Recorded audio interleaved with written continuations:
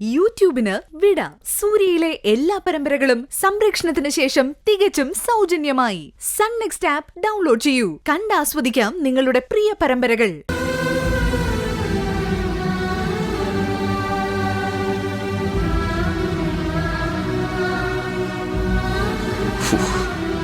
കണ്ണിൽ കൊള്ളാനുള്ളത് പുരികത്ത് കൊണ്ടുവന്ന് വിചാരിച്ചാൽ മതി. ഭാഗ്യം.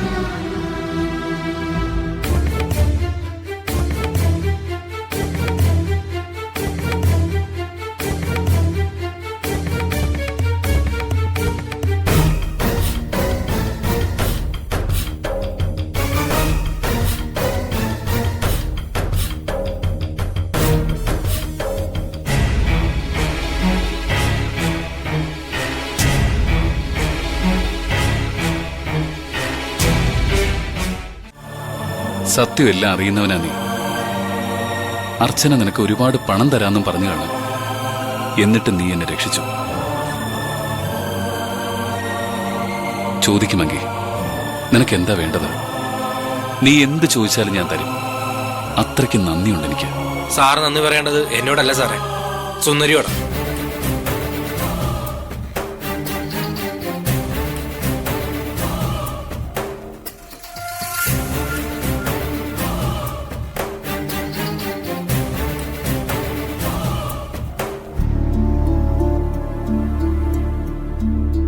ഈ അർച്ചന വൈകാമാടോറ്റ് അടുപ്പം കാണിച്ച് വീണ്ടും കൂടെ കൂടിയെന്ന് സുന്ദരി അറിഞ്ഞപ്പോ തന്നെ അവള് പ്രശ്നം ഉണ്ടാക്കുമെന്ന് സുന്ദരിക്ക് മനസ്സിലായി. അർച്ചനയുടെ നീക്കത്തിന് തടയിടാൻ വേണ്ടിയാ സുന്ദരി ഒരു ദിവസം എന്നെ കാണണമെന്ന് പറഞ്ഞ് വിളിപ്പിച്ചത്.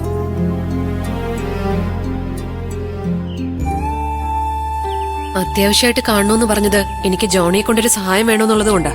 എന്ത് സഹായം വേണമെങ്കിലും സുന്ദരിക്ക് ഞാൻ ചെയ്തു തരാം. കാരണം ജോലി ചെയ്ത് ഞാൻ എന്തെങ്കിലും കഴിച്ചിട്ടുണ്ടെങ്കിൽ അത് വൈകാ മാഡത്തിന്റെ കമ്പനിയിൽ സുന്ദരി ഒരു ജോലി വാങ്ങി തന്നതുകൊണ്ട് മാത്രമാണ്. എന്റെ ചേട്ടായും പോയി, ആ ജോലിയും പോയി. സത്യം പറഞ്ഞ ഇപ്പോഴാ പട്ടിണി എന്താന്ന് ഞാൻ അറിഞ്ഞത്. ചേട്ടായി ഉള്ളപ്പോ ഒരു നേരം പോലും എന്നെ പട്ടിണി കിട്ടിയിട്ടില്ല. എല്ലാം മാറും ജോണി, നമുക്ക് പരിഹാരം ഉണ്ടാക്കാം. ജോണിക്ക് എന്തെങ്കിലും ഒരു ജോലി ഞാൻ ശരിയാക്കി തരാം. സുന്ദരി വിളിച്ചപ്പോ ഓടി വന്നത് എന്തെങ്കിലും സഹായം ചോദിക്കാനൊന്നും അല്ല. ഞാൻ എന്താ വേണ്ടെന്ന് പറഞ്ഞാൽ മാത്രം മതി, ഞാനത് ചെയ്തോളാം. ജോണിക്ക് നമ്മുടെ ഓഫീസിലുണ്ടായിരുന്ന അർച്ചനെ ഓർമ്മയുണ്ടോ? ആ, ഓർമ്മയുണ്ട്. സുന്ദരി അടുത്ത് എപ്പോഴും വഴക്കിടാൻ വരുന്ന അർച്ചനയല്ലേ? ആ അർച്ചന തന്നെ. എന്താ സുന്ദരി, വീണ്ടും അവള് പ്രശ്നത്തിനെങ്ങാനും വന്നോ?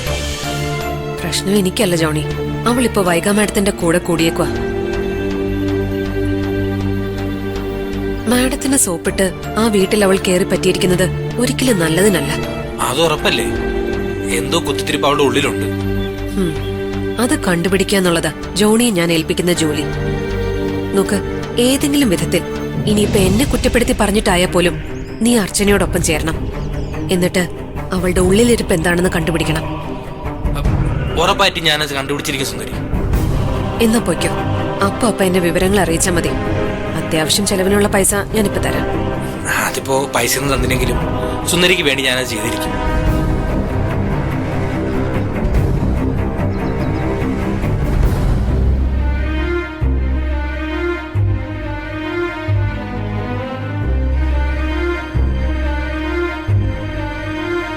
അർച്ചന തന്ത്രത്തിൽ ഇവിടെ കയറിപ്പറ്റിയതേ സാറിനെയും വൈകാ മാഡത്തിനെയും തമ്മിൽ പിരിക്കാനാണ്.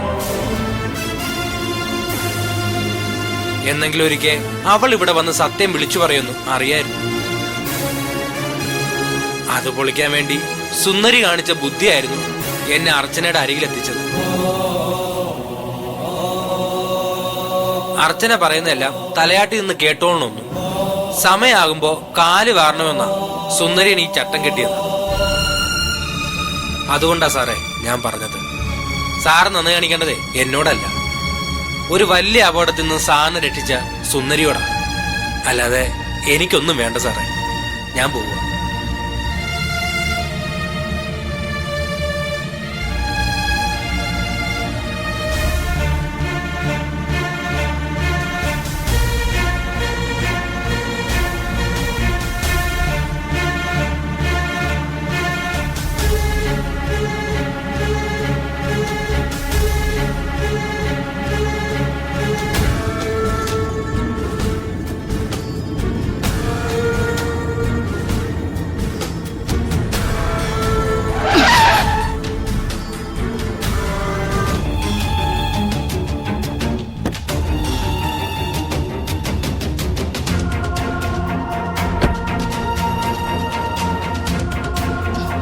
ചാവാനാണ് കാറിന്റെ മുന്നിൽ വന്ന് നിൽക്കുന്നത്.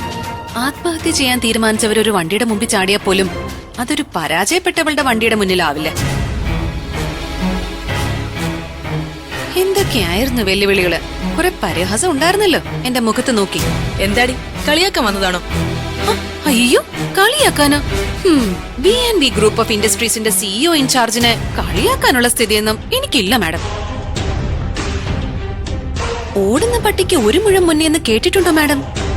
അതൊരു കല്ലെറിയുന്ന കഥയാ. അങ്ങനെ ഞാൻ എറിഞ്ഞൊരു കല്ലാണ് നീ മങ്കി ജോണി എന്ന് വിളിക്കുന്ന എന്റെ ജോണി. നീ ഏത് വഴിയൊക്കെ പോകും, എന്തൊക്കെ ചെയ്യും, ആർക്കൊക്കെ ഇട്ട് പാര വെക്കും, ആ പാരകളുടെ മൂർച്ച എങ്ങനെയൊക്കെ കുറയ്ക്കാം, ഇതിലൊക്കെ ഗവേഷണം നടത്തുമായിരുന്നു ഞാൻ. ഈ ജോണി ചേട്ടനെ ഒരു കുഴപ്പമുണ്ട്. കണ്ടാ ബുദ്ധിക്ക് ലേശം കുറവുണ്ടെന്ന് തോന്നും. പക്ഷേ അങ്ങനെ അല്ല കേട്ടോ. നല്ല ബെസ്റ്റ് ആക്ടറാ പുള്ളിക്കാരൻ. നിന്റെ കൂടെ നിന്ന് നല്ല ഭംഗിയായിട്ട് അഭിനയിച്ചു. എന്നാലും ഇത്രയും ബുദ്ധിയുള്ള മാഡം ആ നടന്റെ മുന്നില് അടപടലം വീണുപോയല്ലോ. കഷ്ടായിപ്പോയി.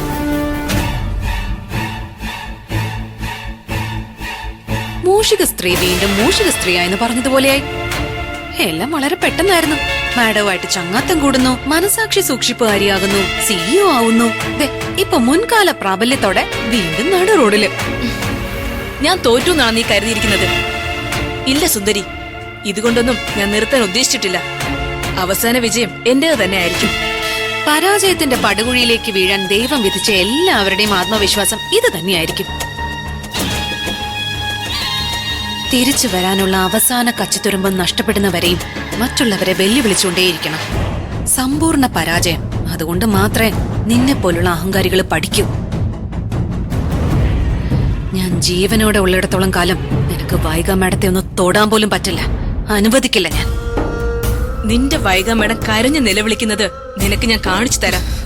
അതിനുള്ള കഴിവ് ഇപ്പോഴും ഉണ്ടടി എനിക്ക്. എടി പൊന്നു മോളെ, ആ കഴിവ് നീ ഏതെങ്കിലും നല്ല കാര്യത്തിന് ഉപയോഗിക്കും. എന്നിട്ട് എവിടെയെങ്കിലും പോയി മര്യാദയ്ക്ക് ജോലി ചെയ്ത് ജീവിക്കാൻ നോക്ക. അല്ലെങ്കിൽ കുറച്ചു മുൻപ് ഞാൻ പറഞ്ഞില്ലേ, അതായിരിക്കും അർച്ചന നിന്റെ വിധി. സമ്പൂർണ്ണ പരാജയം. നീ കാത്തിരുന്നോ.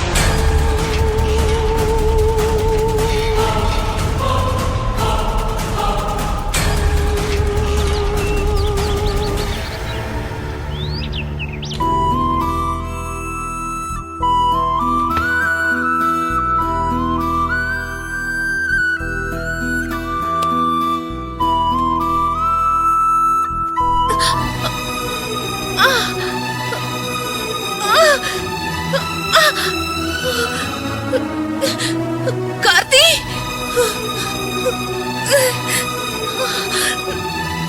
കാർത്തി, കാർത്തി, അമ്മേ, അമ്മേ,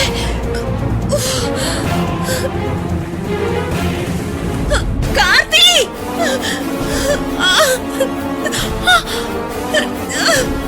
അയ്യോ, അമ്മേ, അമ്മേ,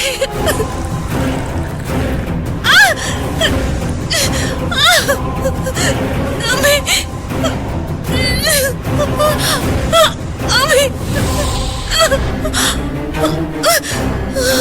അമ്മേ, അമ്മേ,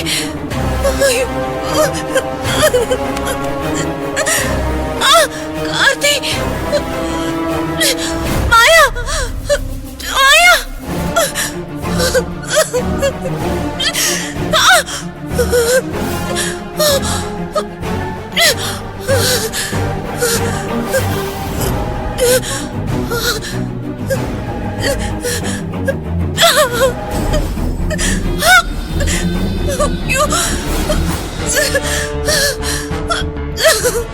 മായ, കാർത്തി, മായ, മായ,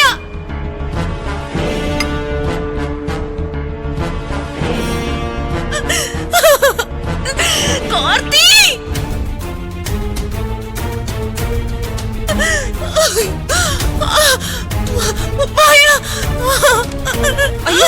എന്റെ കുഞ്ഞായിരുന്നു. ആ എന്തെങ്കിലും ആവട്ടെ. ചാമുണ്ടേശ്വരി, അമ്മയ്ക്കും കുഞ്ഞിനും ഒരാപത്തും വരാതെ സൂക്ഷിച്ചോണേ അമ്മേ. കാത്തു, കൊറേ കാക്കും.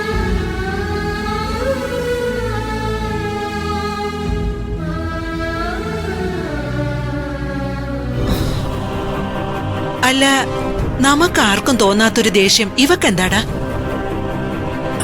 സുന്ദരിക്ക് മാലിനോട് അത്രയ്ക്ക് സ്നേഹമാണല്ലോ, അതായിരിക്കും, വേറൊന്നുമില്ല. ഞാൻ അങ്ങോട്ട് ചെല്ലട്ടെ.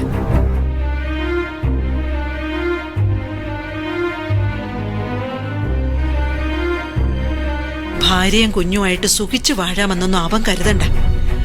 അവന്റെ അന്ത്യം ഈ തള്ളയും കുഞ്ഞും കാരണം തന്നെയായിരിക്കും, ഉറപ്പ്.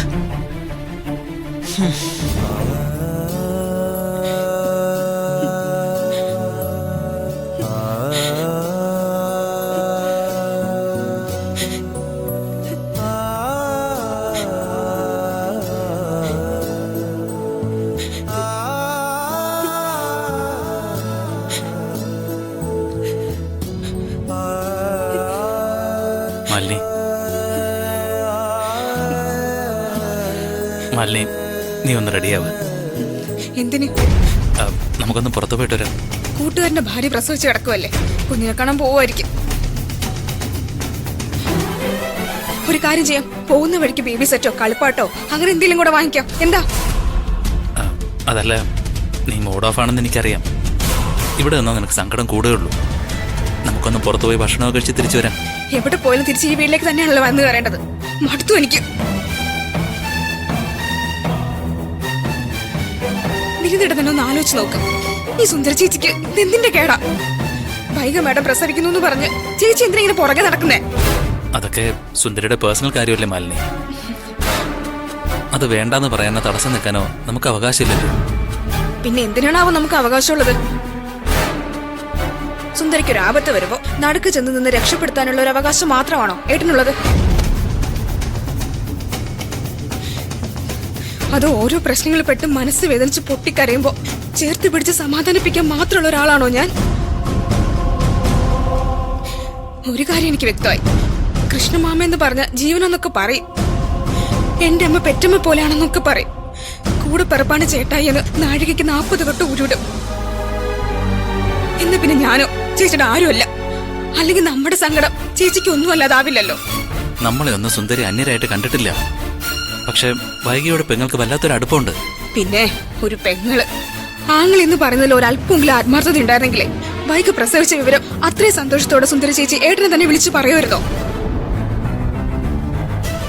എന്റെ വിനീതേട്ടന്റെ മനസ്സിൽ പറഞ്ഞത് വൈകിയുടെ കുഞ്ഞല്ല, കാർത്തിക്കിന്റെ കുഞ്ഞ. ഈ കാർത്തിക് എന്ന് പറയുന്നതേ നമ്മുടെ കുഞ്ഞിനെ കൊന്നുകളഞ്ഞ ദുഷ്ടനാ.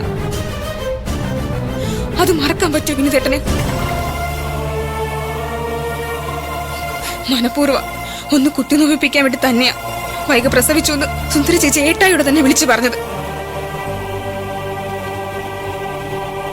എന്റെ കുഞ്ഞിനെ ഇല്ലാതാക്കി അവന് സന്തതി പറഞ്ഞു എന്ന് കേട്ട് സന്തോഷിക്കാനും വേണ്ടി വലിയ മനസ്സൊന്നും എനിക്കില്ല വിനീതേട്ടാ. ഞാൻ വെറും പെണ്ണ, ദേഷ്യവും പകയും എല്ലാം എനിക്കുണ്ട്. എന്റെ വയലൊരു കുഞ്ഞു പിറന്നു എന്ന് ആദ്യമായിട്ട് അറിഞ്ഞപ്പോ വിനീതേട്ടന്റെ മുഖത്തുണ്ടായ സന്തോഷം എത്ര വലുതായിരുന്നു എന്ന് എനിക്കറിയാം. അന്ന് ആശുപത്രി പോയി കൺഫേം ചെയ്ത് വീട്ടിൽ തിരിച്ചു വന്നപ്പോ എന്തൊക്കെ ആഘോഷങ്ങളാ നമ്മളിവിടെ ആഘോഷിച്ചത്. സുന്ദര ചേച്ചിയുടെ യാത്ര മുടക്കാൻ വേണ്ടി ആ ദുഷ്ടൻ ഉണ്ടാക്കിയ ഒരു ആക്സിഡന്റ്. പക്ഷെ അതിൽ തകർന്നു പോയത് നമ്മുടെ സന്തോഷമല്ലേ? അന്ന് തൊട്ട് ഇന്നോളം വരെ മനസ്സ് തുറന്ന് ചിരിക്കാനെങ്കിലും പറ്റിയിട്ടുണ്ടോ എനിക്ക് വിനീതേട്ടനും?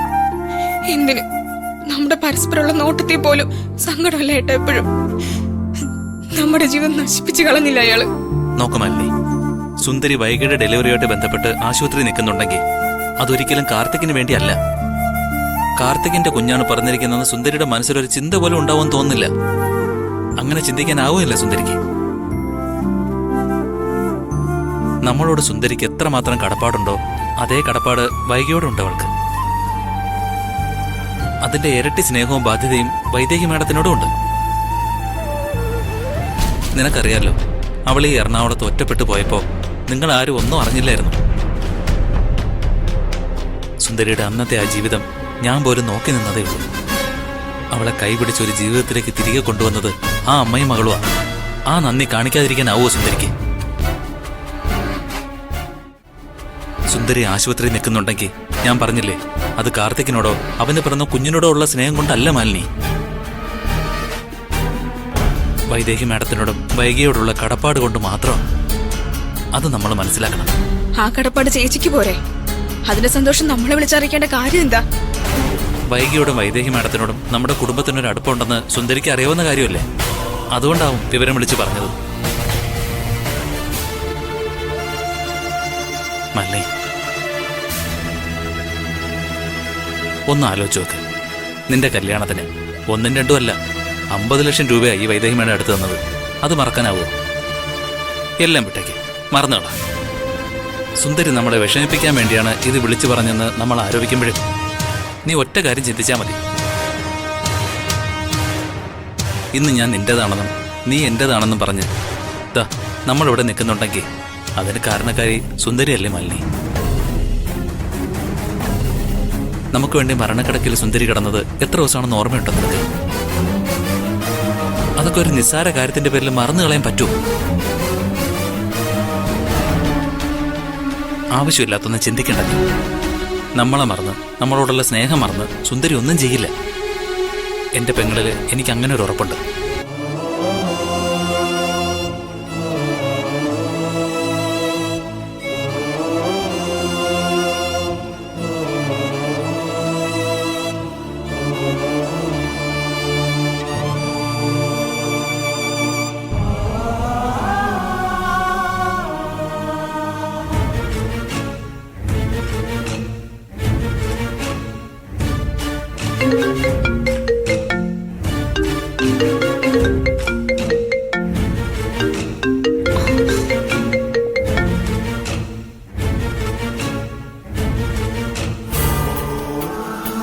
വീട്ടിൽ നിന്ന് തന്നെയായിരിക്കും വീണ്ടും വിളിച്ചതല്ലേ?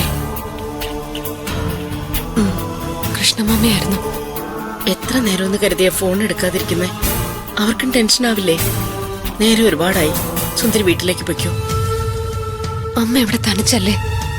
എനിക്ക് വൈഗ മേഡത്തിനെയും കുഞ്ഞിനെയും ഒന്ന് കാണുകയും വേണം. ഞാൻ തനിച്ചുള്ളത് കാര്യമൊക്കെ ഉണ്ടോ? മോളെയും കുഞ്ഞിനെയും നാളെ ആയാലും കാണാലോ. എന്തിനാ വീട്ടുകാരെ ടെൻഷനാക്കുന്നേ?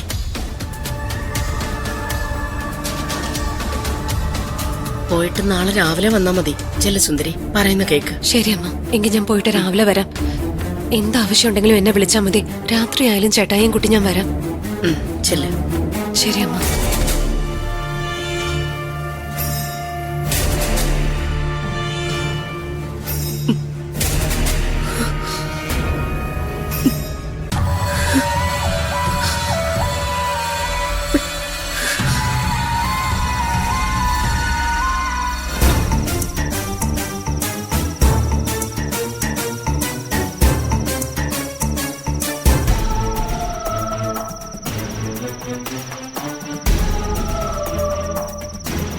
അമ്മ വന്നിടന്ന് ഉറങ്ങാൻ നോക്ക്.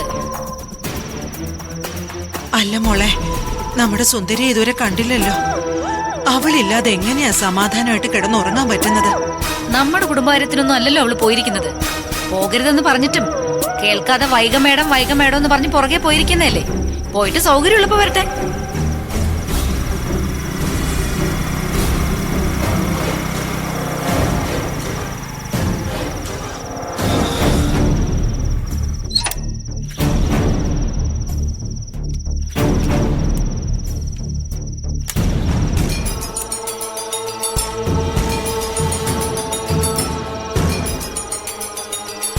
ഒറ്റ അടി വെച്ച് തന്നാലുണ്ടല്ലോ.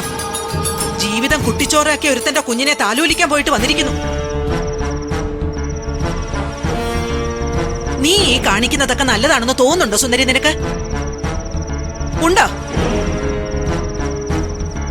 വൈഗ മേഡത്തിന് സുഖമില്ലാതായെന്നും പ്രസവിക്കാൻ വേണ്ടി ആശുപത്രി കയറ്റിയെന്നും ഒന്ന് വിളിച്ചു പറഞ്ഞതാ നീ. നിന്നെ എത്ര പ്രാവശ്യം ഇവിടുന്ന് വിളിച്ചു? ഒന്ന് ഫോൺ എടുക്കാനെങ്കിലും നിനക്ക് തോന്നിയോ? അവിടെ ശുശ്രൂഷിക്കാൻ പോയിരിക്കുന്നു.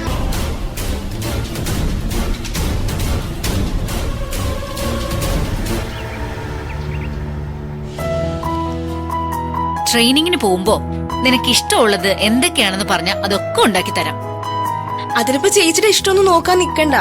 മാങ്ങാച്ചാറ്, ഇരുമ്പിക്കച്ചാറ്, നാരങ്ങ അച്ചാറ്, പിന്നെ കുറെ ഇടിച്ചമ്മന്തി, ഇതെല്ലാം ഇരുന്നോട്ടെ അല്ലേ ചേച്ചി? അച്ഛമ്മ കൂടെ വരുന്നോണ്ട് ഭക്ഷണത്തിന്റെ കാര്യത്തിലൊന്നും പ്രശ്നം ഉണ്ടാവുമെന്ന് എനിക്ക് തോന്നില്ല. പക്ഷെ അവിടുത്തെ തണുപ്പിൽ അച്ഛമ്മ എങ്ങനെ പിടിച്ചു വെക്കുന്ന എന്റെ പേടി.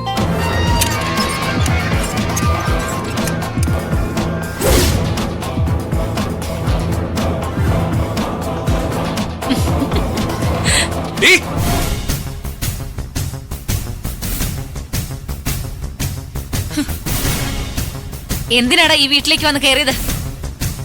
ആവശ്യമില്ലാത്ത കാര്യത്തിൽ ചേച്ചി ഇടപെടണ്ട. എനിക്ക് സംസാരിക്കാനുള്ളത് ഇവളോടാ. മാറിയിരിക്കും അങ്ങോട്ട്. വൈകിയുടെ ഡെലിവറി കഴിയുന്നതും കാത്ത് തപസിരിക്കായിരുന്നു നീ.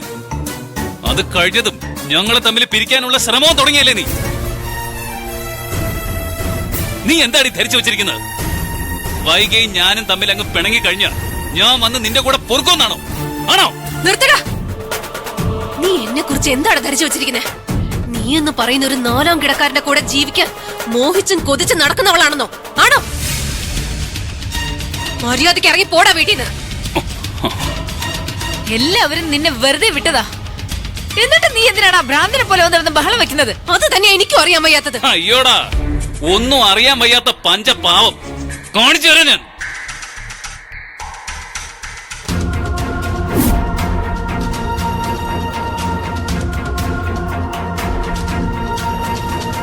കണ്ടല്ലോ, കണ്ണിറയെ കണ്ടല്ലോ. ഇതെങ്ങനെയാടി വൈകിയുടെ കയ്യിലെത്തിയത്? പറയേണ്ടതെല്ലാം പറഞ്ഞ് അവസാനിപ്പിച്ച് പിരിഞ്ഞതാ. എന്നിട്ടും ഈ ഫോട്ടോ വൈകിക്ക് അയച്ചു കൊടുക്കാൻ ശ്രമിച്ചല്ലേ?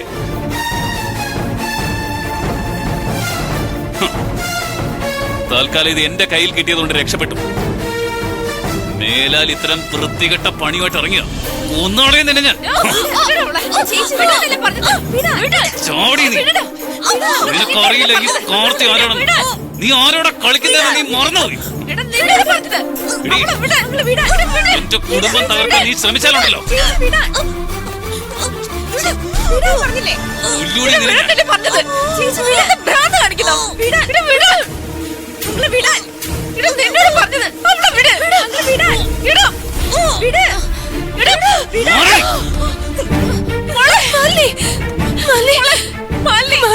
എന്തെങ്കിലും പറ്റിയോ? ഇല്ല, കുഴപ്പമൊന്നുമില്ലല്ലോ മോളെ. ഇല്ല, കുഴപ്പമില്ല. മല്ലി,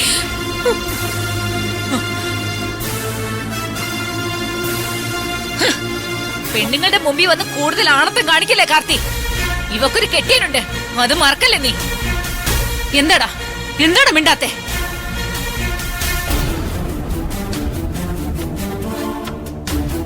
ഇനി നീ ഈ വീട്ടിൽ നിന്നോ എല്ലാവരും കൂടി ചേർന്ന് ഔദാര്യമായി നിനക്ക് തന്ന ഈ ജീവനുണ്ടല്ലോ, അതെടുക്കുന്നതേ വിനീതായിരിക്കും. ജീവൻ വേണമെങ്കിൽ ഇറങ്ങി പോടാ വെളിയില്.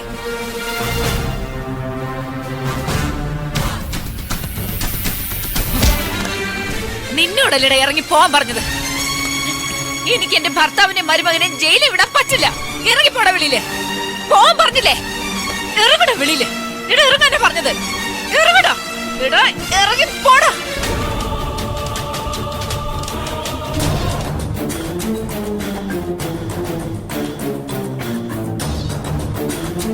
ഇറങ്ങി പോടാ വീട്ടിന്ന്. ഇട ഇറങ്ങാൻ. ഇട ഇറങ്ങി പോരാ പറഞ്ഞത്. പോടാ. ഇട ഇറങ്ങി പോരാ പറഞ്ഞത് വെളിയില്. ഇട ഇറങ്ങടാ. ഇട ഇറങ്ങാൻ. ഇട ഇറങ്ങടാ വെളിയില്.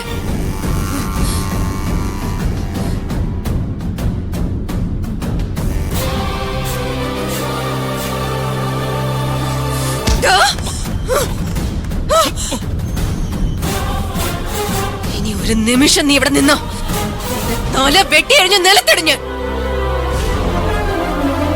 ഇറങ്ങി പോടാ. വെറും വാക്ക് പറയാണെന്ന് കരുതണ്ട നീ. എന്നെയും വൈകിയും തമ്മിൽ പിരിക്കാനാണ് നിന്റെ ഉദ്ദേശമെങ്കിൽ നിന്നെ മാത്രമല്ല ഈ കുടുംബം ഒന്നടങ്കം കുളം തോണ്ടും ഞാൻ. ഇറങ്ങി പോടാ വെളിയില്. ഞാൻ ഈ പറയുന്നതും വെറുതെ അല്ല. ഇനിയൊരു വാക്ക് നീ ഇവിടെ നിന്ന് മിണ്ടിയ ഈ കത്തി നിന്റെ കഴുത്തിൽ വീണിരിക്കും.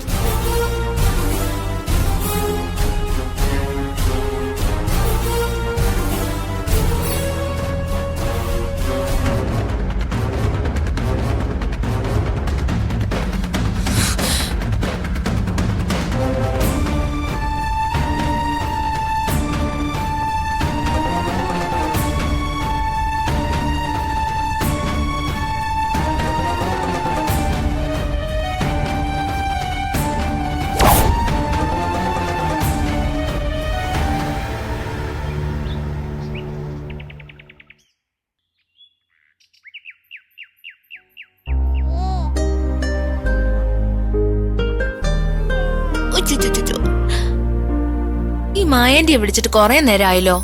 എവിടെ പോയേക്കേ മായാന്റി? ആന്റിക്കേ അടുക്കളയിൽ ഒരുപാട് പണിയുണ്ടെന്ന് തോന്നുന്നു കേട്ടോ. അമ്മ ഒന്നുകൂടെ ഒന്ന് വിളിച്ചു നോക്കട്ടെ. മായ, മായ. ആ, ഞാൻ എത്തി മാഡം. മായ, കുറച്ചു നേരം മോളുടെ അടുത്തിരിക്കെ. ഞാൻ റെസ്റ്റ് റൂമിൽ ഒന്ന് പോയിട്ട് വരാം. പോയിട്ട് വാ. ഓയ് കുഞ്ഞാവേ, ചെല്ലക്കുട്ടി, അമ്മ പാല് തന്നായിരുന്നോ? ഓയ് ഉമ്മ. ഓ ചക്കരേ, വാ ആന്റി അടുത്ത് മടിയെ വെക്കാം. ഓ മുത്തുവാ. ഓ എന്ത് മക്കളെ, ആന്റിയുടെ സുന്ദരി കുട്ടിയല്ലേ? ആണോ? പാല് വേണോ? ഓ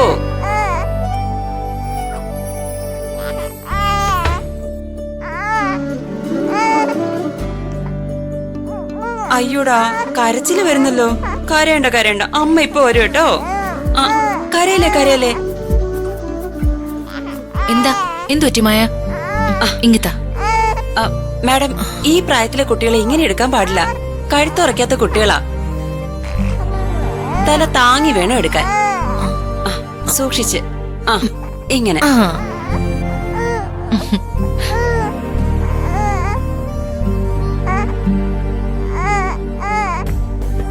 കറക്റ്റ്, ഇതാ അതിന്റെ രീതി. ഇപ്പൊ മാഡത്തിന് മനസ്സിലായില്ലേ? മായക്ക് ഇതെല്ലാം അറിയല്ലേ? ഇതൊക്കെ അമ്മ പറഞ്ഞു തന്നിട്ടുള്ളതാ. ഇതൊക്കെ പറഞ്ഞു തരേണ്ട എന്റെ അമ്മ എന്നെ കളഞ്ഞിട്ട് പോയില്ലേ? പ്രായവും പക്വതയുള്ള ഒരാള് മാഡത്തിന്റെ കൂടെ ഇല്ലാന്ന് പറയുന്നത് ഒരു കുറവ് തന്നെയാ. കുഞ്ഞിന്റെ കാര്യത്തിൽ മാത്രമല്ല മാഡം, മാഡത്തിന്റെ കാര്യത്തിലും ഇപ്പൊ ചില ചിട്ടകളൊക്കെ സൂക്ഷിക്കണം. അല്ലെങ്കിൽ ഭാവിയില് അത് വലിയ ദോഷം ചെയ്യും. പ്രസവരക്ഷാന്നൊക്കെ പഴയ ആൾക്കാര് പറയുന്നത് അത്ര നിസ്സാര കാര്യമൊന്നുമല്ല. മായ പറഞ്ഞു വരുന്നത് എനിക്ക് മനസ്സിലാവും. പക്ഷെ ഒന്നും ഓർക്കണം, അമ്മയോട് ഞാൻ ഇറങ്ങിപ്പോവാൻ പറഞ്ഞിട്ടില്ല മായ. ഇറങ്ങിപ്പോയപ്പോ പോണ്ടാന്ന് മാഡം പറഞ്ഞില്ലല്ലോ. ആയിക്കോട്ടെ, പക്ഷെ ഞാൻ അമ്മ ഇരുന്ന അമ്പലത്തിൽ വരെ ചെന്ന് തിരിച്ചു വിളിച്ചതല്ലേ. എന്നിട്ട് വന്നോ? അമ്പലത്തിൽ വെച്ച് എന്നോട് എന്തൊക്കെയാ പറഞ്ഞതെന്ന് എനിക്ക് മാത്രല്ലേ അറിയൂ. ഞാനീ പറയുന്ന കേട്ട് മാഡത്തിന് ദേഷ്യം വന്നിട്ടൊന്നും കാര്യമില്ല. എന്തൊക്കെ പറഞ്ഞാലും മാഡത്തിനും കുഞ്ഞിനും ദോഷം വരുന്ന ഒന്നും അമ്മ ചെയ്യില്ല. ദോഷം വരാത്തതൊന്നും ചെയ്യാത്തതുകൊണ്ടായിരിക്കും സുന്ദരിയുടെ കൂടെ ഇറങ്ങിപ്പോയത്. ദേ നോക്ക്, ആവശ്യമില്ലാത്ത കാര്യങ്ങളിലൊന്നും മായ ഇനി അഭിപ്രായം പറയണ്ട, കേട്ടല്ലോ? പോയി ജോലി നോക്ക്. Sorry madam.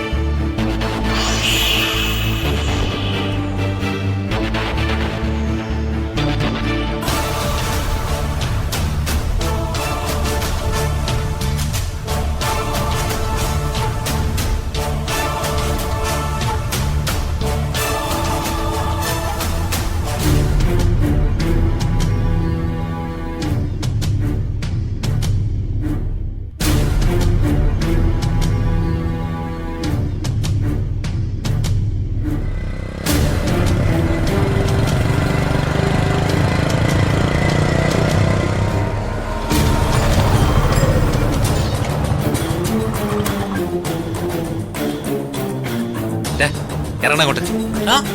ചേട്ടാ ഇറങ്ങി സഞ്ചി വാങ്ങിച്ചാലേ എനിക്ക് ഇറങ്ങാൻ പറ്റൂ, അല്ലെങ്കിൽ എന്റെ ബാലൻസ് പോകും. മര്യാദക്ക് ഇറങ്ങണ അങ്ങോട്ട്.